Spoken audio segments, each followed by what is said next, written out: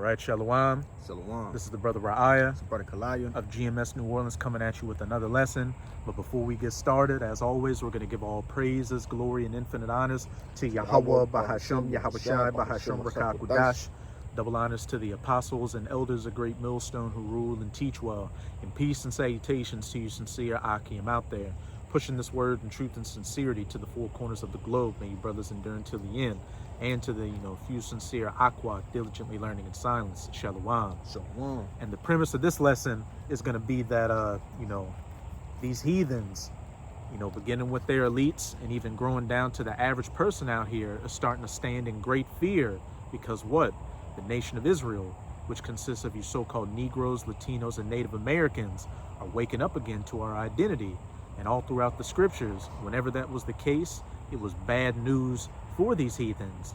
And what inspired this lesson was a conversation the elder brother was having with me and some of the other older brothers the other day, where he's talking about accounts on where heathens straight up told him that, hey, we know you're the Israelites and we know we're going into slavery. He was saying there was one Edomite lady in his first couple of years in the truth where he was telling her, hey, you're an Edomite and you're going into slavery. And she was an older lady, and she said, you know what? You're right. I grew up with my parents, telling me that you were the Israelites and that there would come a time when we were going to be slaves under you. And then there was another account with a Elamite, a Persian or Iranian who, told the elder brother that, look, I know you're the Israelites, and I know in the future I'm going to go into slavery under you. But he said this too. I'd rather be in slavery under you than under these Edomites, the so-called white people. And he said the man started crying. And I don't know if you were at that Brothers Mart when it happened. Yeah. Bring up the account then. Yeah, now we have been, this like when I first started coming around, I getting in a mix with the camp, and the guy, I think he was a Hamite, if I'm not mistaken. And the guy, he just pretty much was like, we know who y'all are. We go there, we went there every week, get drinks and things of that nature, waters, stuff like that, and chicken and shit. And, he basically was giving us, discounts on certain things if he could, right? And, basically he just say he know who we are, man. What you got? So, hey, a lot of heathens, more than you think, especially those that come from out of the country, into the country, know that we're the Israelites. And with this ministry, being preached more and more, on the internet, and the men on the blocks and the highways and hedges, even the average, dildo head American is starting to realize the fact that we're the true children of Israel. And what that comes with is what? Knowing that if you are a heathen, you're going to be going into captivity under us. And if you're an Edomite, you're about to lose your rulership, and that's going to be all she wrote. But we'll start it off in that Psalms 50 and 21. If you got a preset. Yep. This the book of Psalms, chapter 50 and verse 21, and it says, these things hast thou done, and I kept silence. Thou thoughtest I was altogether such as one as thyself. But I will reprove thee. I will set them in order before thine eyes. And for the longest time, for these last 500 years or so, when Esau's been in this little season of his rulership, beginning with the Renaissance, since the Lord hasn't been chastising him like that, and it just seems like he just kept winning in every situation. Esau thought the Lord was either on his side or the Lord didn't exist at all. But the Lord allowed you Edomites to do what you did to fulfill prophecy, and you've just about reached those bounds which you cannot pass. Hence why all these final prophecies are quickly coming to their fulfillment. And a part of that is that great awakening, Ezekiel 37, the bones coming together in the valley, that the dry bones in the valley, which symbolizes, that valley being the valley, the shadow of death, America, and, the elect, bone coming to bone, and then flesh unto flesh, and then what? That breath of life being breathed into them. The true knowledge and wisdom and understanding. And Israel, as it said at the end of it, but I will reprove thee and set them in order before thine eyes. Israel set themselves in order right before the eyes of you Edomites, which is causing this great controversy out here. And more and more people, whether they show it or not, they're getting spooked out here because the words that the men of the Lord are speaking are beginning to come to pass, That's right. in mainstream news, and becoming so prevalent that even your average everyday person is talking about, current events, and a lot of it lines up with biblical talking points. Yeah, and if I could say, because I follow this one guy on Instagram, and he basically posts clips, right, from around the world that are relevant to biblical prophecy, or just, something that we have been saying, right? And I believe that he, follows the apostles and the elders, if I'm not mistaken. But nevertheless, most of the things that guy presents are on point. And they had a older Eve, right?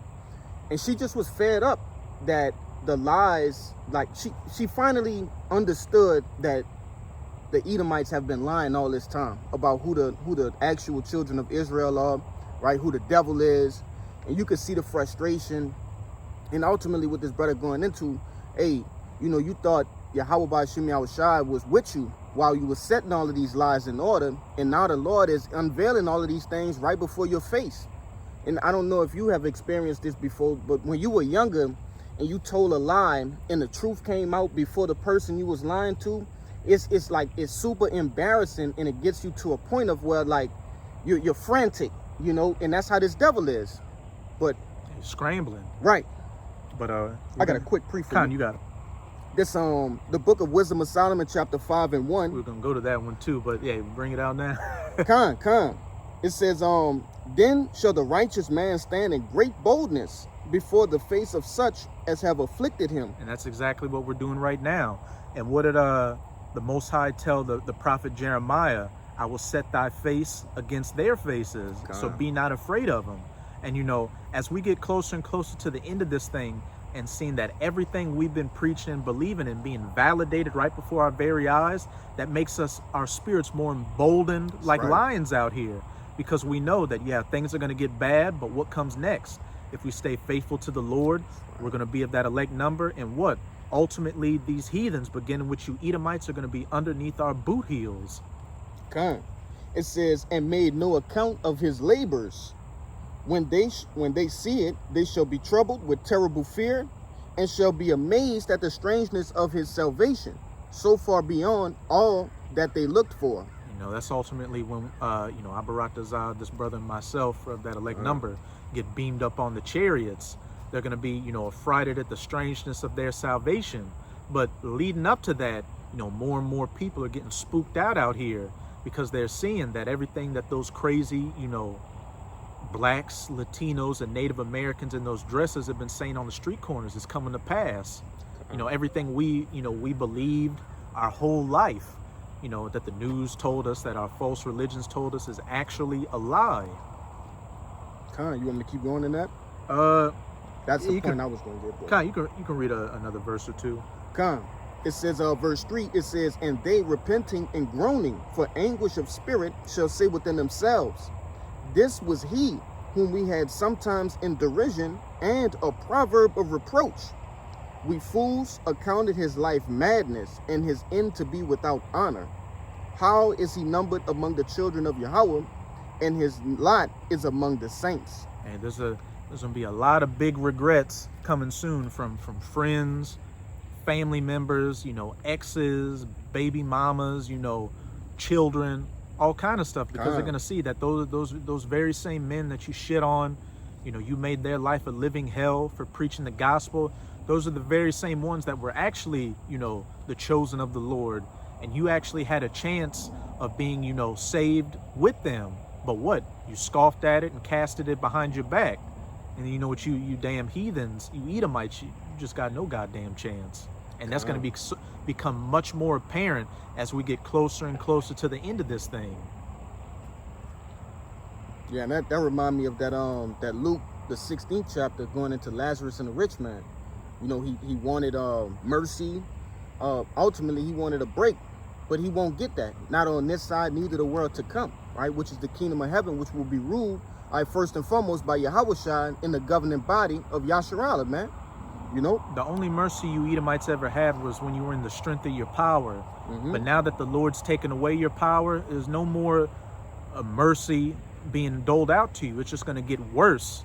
It's just going to perpetually get worse until you're slaves in the kingdom. And then after that 1,000 years, that's going to be all she wrote for your nation. What's that saying in the world? Ain't no fun when the rabbit got the gun. Khan. And that's going to be a real thing in these times, man. Khan. Where you want me to start in the Judith? You can read verse 5 and then jump down to verse 17. Khan. And, you know, this is an account when Holofernes, who was a captain, and I believe it was Nebuchadnezzar's army, a general, you know, they were coming against Israel at the time, you know, the southern kingdom, and he had an Ammonite, or so-called Japanese person named Achior amongst his ranks. And, you know, they were having a war council on how to deal with Israel, and Achior said, look, you know, if their power's with them, there's nothing we can do against them. But if their power's against them, then go ahead and do what you got to do. But back in that Psalms 50 and 21 we started off with, I will set them in order before thine eyes. You know, now that Israel, you know, with the elect, is being set in order before the eyes of the Lord, that means our power is dealing with us again. So when you come against us, hey, that's going to be the checkmate for you.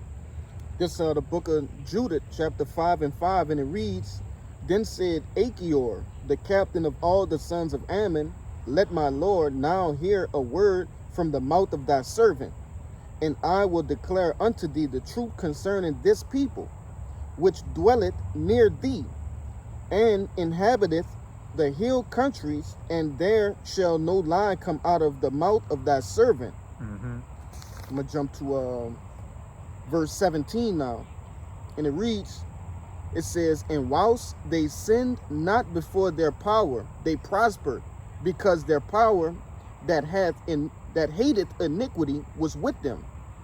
But when they departed from the way which he appointed them, they were destroyed in many battles very sore, and were led captives into land that was not theirs. And the temple of their power was cast to the ground, and their cities were taken by the enemies. You know, we've seen that with the past captivities of Israel, and, you know, this current captivity, you know, we're in under Esau. You know, you had the transatlantic slave trade dealing with the southern kingdom and some of the northern kingdom. And then you had that colonial period in the Americas where, you know, this land mass was stolen from the so-called Latinos and Native Americans. And, you know, they were put into subjection. Our identities beaten out of us, you know, our families, you know, raped and robbed from us, our land taken, you know, us becoming a no people. Why? Because of our transgression against the Lord. But there would come a time after that 3.5 days, you know, that 350 years or so, which we're going to get in that Revelation 11, you know, around the time of Abba Bivens in the late 60s going into the early 70s, when what? The Israel would really start waking up again. And amongst Israel, that elect number, and fast forward to 2025, here we are at the cusp of salvation and at the cusp of damnation, you know, for you Edomites and the rest of you heathens. God, this is back at verse. You can read down to 21, 19. Verse 19, and it reads, it says, But now they are returned to their power and are come up from the places where they were scattered, and have possessed Jerusalem, where their sanctuary is, and are seated in the hill country, for it was desolate. Now again, you know, and, you know, we're returned to our power again. You know, Jerusalem is a people before it's a place in this time. So that third temple is being built right before your very eyes. Verse 20, and it says, Now therefore, my Lord and governor, if there be any error in this people, and they sin against their power, let us consider that this shall be their ruin, and let us go up, and we shall overcome them. But if there be no iniquity in their nation, let my Lord now pass by, lest their Lord defend them, and their power be for them, and we become a reproach before all the world. And that's exactly the times we're coming into right now. Of course, we know the wicked, you know, the 2/3 of our people are going to get caught up and cut down by Esau. But as for that elect, that remnant, which is truly coming back to their power, you won't be able to do anything against that remnant, and you're about to be made ashamed before the world, which is already happening right now. You know, more and more people are realizing you Edomites, you so-called white people, are the root cause of all the problems going on right now. You know, those little hats are being exposed left, right, and center. And it's just going to become more and more apparent who the true children of Israel are. And then at the end of that, the cherry on top is that Wisdom of Solomon 5, the strangeness of our salvation when we get beamed up on those chariots. I got one for you. Khan, you got it. This the book of Baruch, chapter 4 and verse 23. And it reads, it says, "For I sent you out with mourning and weeping, but Yahweh will give you to me again with joy and gladness forever." And I wanted to bring that out because going back to that Psalms 50 and 21, it said that these heathen, well, these Edomites, predominantly these Edomites ultimately thought that Yahweh Ba'ashem Yahushua was with them. But if you understand, because this is nothing more than a love story, right? Hey, the Lord put us away for a moment, but he's going to come unto us again, all right? And that's what this is going into. You see, it says, verse 24, "Like as now the neighbors of Sion have seen your captivity," in which our neighbors are what? The other 17 nations, all right, that dwell upon the face of the planet Earth, okay? It says, "They have seen our captivity. So shall they see shortly your salvation from our power, which shall come upon you with great glory and brightness of the everlasting." All right, and that's what's soon to come. It says shortly, man. And if you haven't been hiding under a fucking rock, you can see that the days have been shortened, right? Prophecy has been sped up. So the only thing next is what? The destruction of this place, okay? The MOTB first and foremost, then the destruction and the salvation simultaneously, all right? With of the children of Israel. You see? What you got it up? That's all that's left is D&D, destruction and deliverance. Yep. But to back up, you know, and we'll close that with that Revelation 11. Hey, this is the end all be all right here, which backs up the Baruch, backs up the Judith, you know, pretty much all the precepts we've been going into. You can start at verse 8 and we'll read down to verse 12. Come.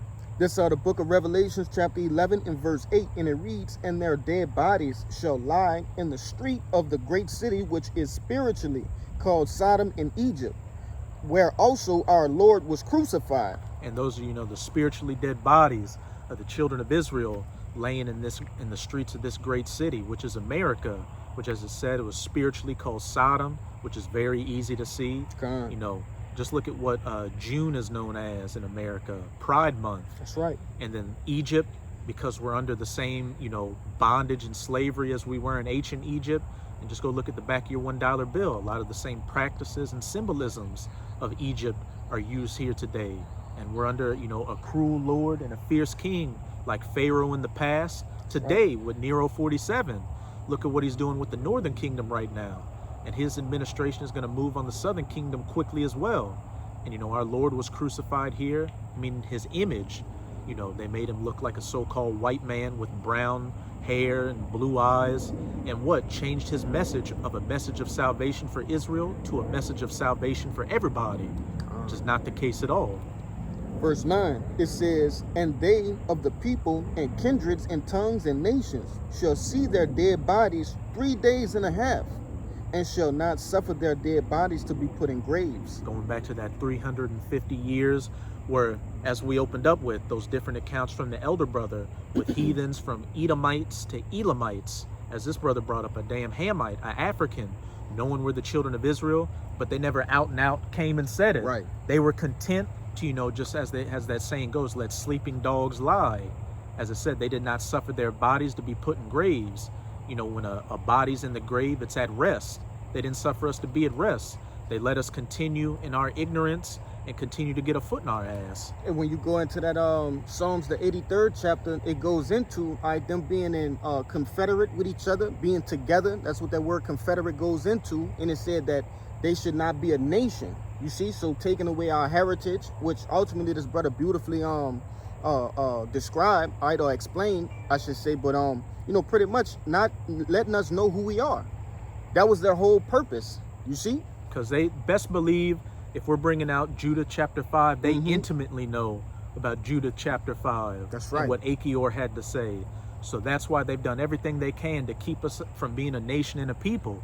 You know, another example, the apostles and elders always, I always hear about that account where they said back in the late 80s or early 90s, a limousine pulled up and a bunch of Edomites dressed nice in suits came out and looked at the 12 tribes chart and asked them, how did you get that? We spent billions with a B of dollars to keep that information from you. Because they know that when Israel is back with their power, there's nothing that can be done against them. That's right. Verse 10, Revelations 11 and 10, it says, and they that dwell upon the earth shall rejoice over them and make merry, and shall send gifts to one another, because these two prophets tormented them that dwelt on the earth.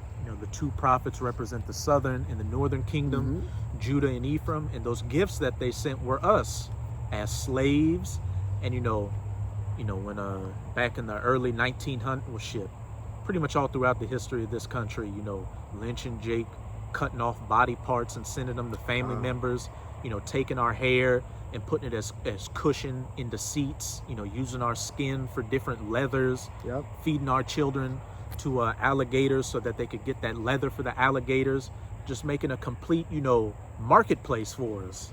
Using Jake teeth as dentures, and best believe they weren't dead already, which that's wicked in itself, but they most likely took those teeth from a Jake that was alive, man. They had no concern when they pulled those teeth out of his mouth. That's right.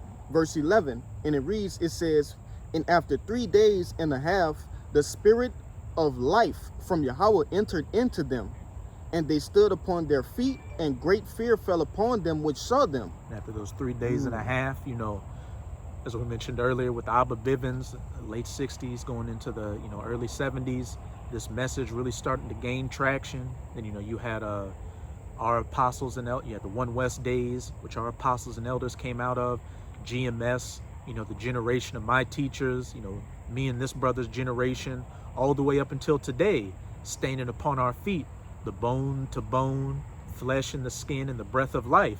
And as it says in Ezekiel 37, and they stood an exceeding great army. And as these heathens saw this, what did it say? And great fear fell upon them which saw them, because those that are in the know what's up. It's almost, game over for their rulership. And these elites and, the Edomites that, understand that they're Edomites know that once they're taken out of power, it's slavery, and then it's a eradication of their nation. That's right. And as simple as that. So that's why they're getting ready to fight tooth and nail to try to keep these words from coming to pass. Revelation 12 verse 12, the devil coming down in great wrath because he knoweth that he hath but a short time. But nothing can be done against the word, but for the word. By you bringing about the persecution and the fame of the word, you're just further fulfilling prophecy and bringing your, end that much quicker. And our salvation that much quicker as well, which is what the next verse is going to, go into. Verse 12, and it reads, and it says, they heard a great voice from heaven saying unto them, come up hither. And they ascended up to heaven in a cloud, and their enemies beheld them. The strangeness of their salvation, the elect getting beamed up onto those chariots, just as those nuclear missiles and laser beams are coming down from the chariots, completely eradicating, America, hitting other places on the earth. And then when the dust settles, the true rulers, New Jerusalem, coming down and laying down the law. And, these heathens that tormented us, beginning with you Edomites, being put in your rightful place as the tail, as our slaves. But are you any precepts or closing points you want to make? That was pretty much that was it, man. That was all I had. Con. Okay, so with that, we hope you sincere Akim and Akwat were edified by this lesson. And before we get out of here, again, as always, we're going to give all praises, glory, and infinite honors to Yahweh, Bahasham, Yahawashi, Bahasham, Rakak, Wadash. Double honors to the apostles and elders of Great Millstone who rule and teach well. And peace and salutations to you sincere Akim out there, pushing this word in truth and sincerity to the four corners of the globe. May you brothers endure until the end. Abba Babal, Kwam Yasharala, Shalom. Shalom. Shalom.